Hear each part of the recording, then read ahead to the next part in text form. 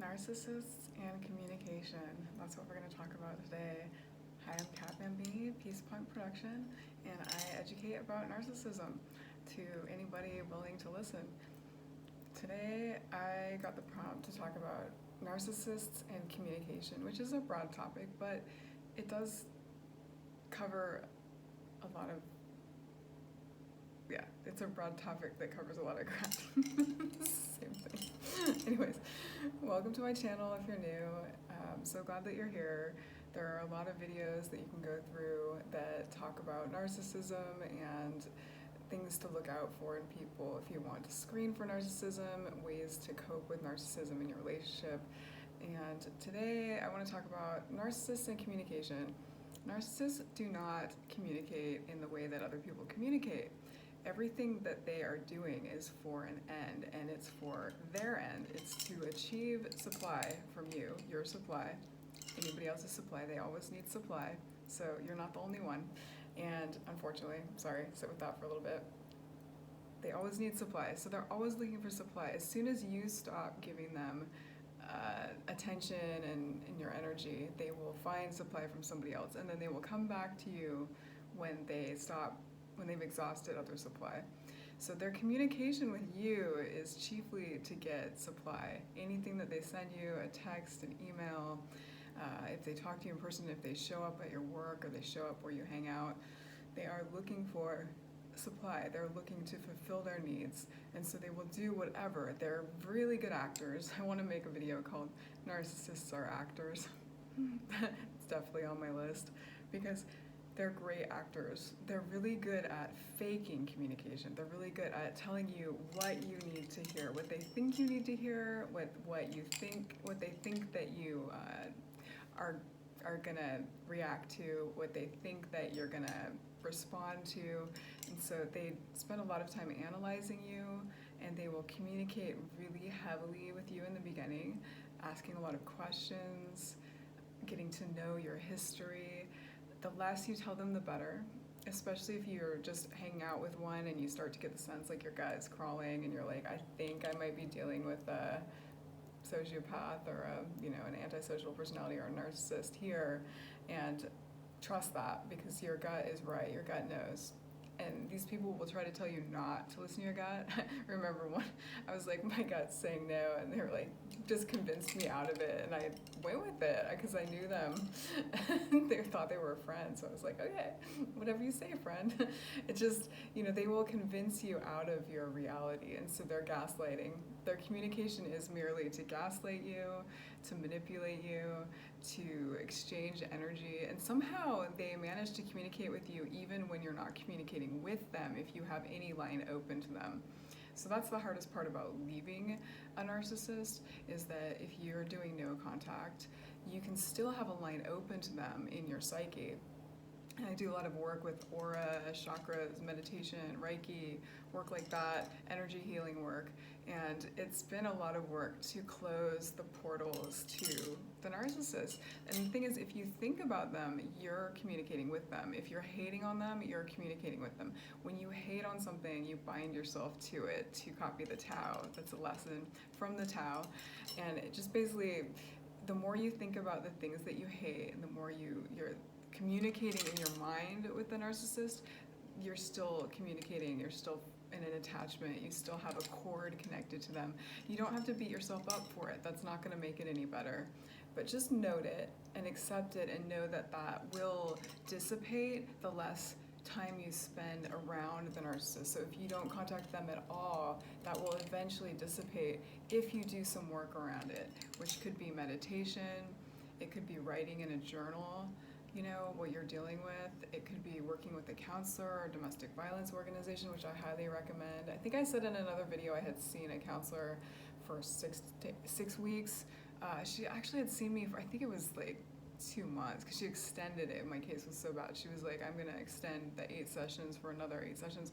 And I highly recommend that, specifically if you're dealing with narcissist or abusive personality, and if you're a woman in particular, I would recommend a domestic violence organization, because they have these really strong women usually who just, if you're in America, I don't know about other countries, I'm sure that there's something similar in Paris and Germany and, in any European country, and maybe even in, South America, but I don't know.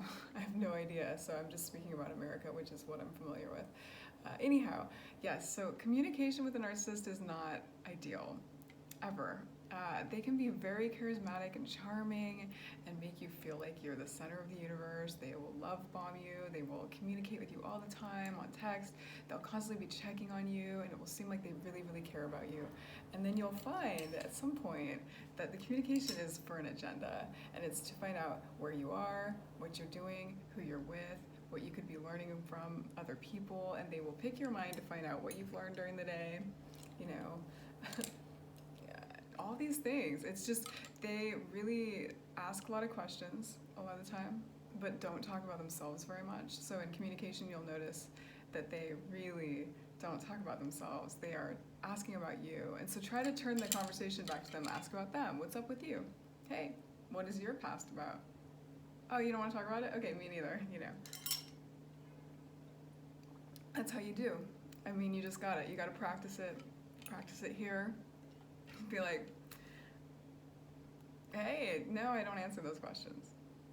No, not comfortable with that. No, too much. I remember I was staying on a boat, and when I left the situation, I was staying on my mom's yacht, and it's not a fancy yacht.